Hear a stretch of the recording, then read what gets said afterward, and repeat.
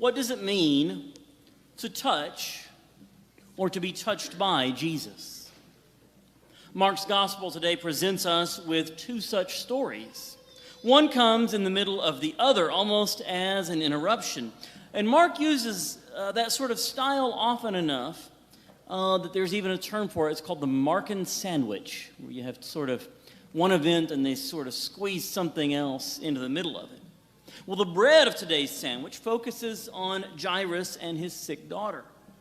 We should note that Jairus is a synagogue official. We often may think of Jesus' ministry as being opposed by the more influential Jewish figures of his time. And while that's true in many cases, we have to be careful not to paint with too broad of a brush. Some opposed Jesus because he challenged the religious and political structures of his time. But others were quick to welcome him and to recognize the great things that Jesus could do. Was Jairus always quick to welcome Jesus and his preaching? Or is Jairus motivated to ask for Jesus' help simply because his daughter was sick and he did not know what else to do? Mark does not tell us what motivated Jairus. He focuses instead on Jairus believing that Jesus could indeed heal Jairus' sick daughter. We see Jairus' belief in asking Jesus to lay his hands on the girl. Mark tells us that Jairus fell at his feet and pleaded earnestly. That faith is tested when they learn that the girl has died. People from his house tell Jairus to leave Jesus alone because they assume nothing can be done now. When Jesus says that the girl is merely asleep, the crowd ridicules him. But Jairus continues to believe. Jesus tells the girl to arise, not from some distance, but right there with her. Mark tells us that Jesus took her by the hand. In that way, Jesus fulfills the request made by Jairus that Jesus himself lay hands on the girl.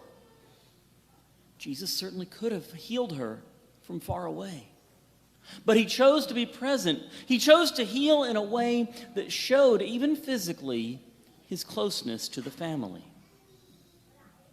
Now, in the middle, or the meat of this Markan sandwich, the thing that sort of interrupts the part that's on the outer edges of our gospel passage today, in that meat section, we also see someone desiring the touch of Jesus. Mark describes her as a woman afflicted with hemorrhages for 12 years.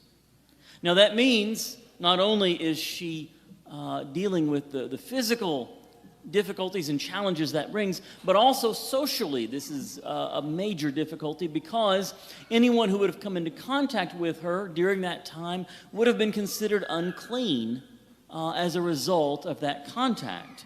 And so she is seeking help to be restored to physical health, but also to be restored to a place within the community and to have the kind of ritual cleanness that marked also a sort of good standing with the Lord.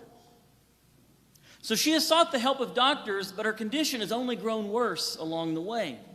When she sees Jesus, she believes that touching his cloak would be enough to cure her. And so sure enough, in touching him, she was cured. Jesus was immediately aware that power had gone out from him, and he asked who touched him. The woman could have hidden in the crowd. She could have quietly slipped away. Instead, she readily admits that she was the one who touched Jesus. Just as Jairus fell at the feet of Jesus to tell him what had happened, this woman believed enough in Jesus that she had no fear of saying what she had done.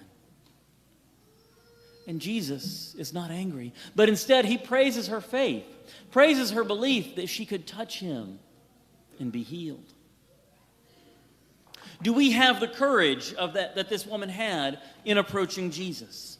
Do we have the confidence and the faith that Jairus had in asking for help? Jesus can help and cure anywhere, but he wants to do so while being close to us. Do we make ourselves close to him? Do we invite him into our homes, as Jairus did?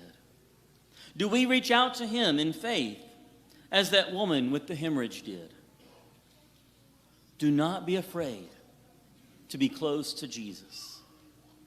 Instead, reach out to him in need and ask him to touch your heart.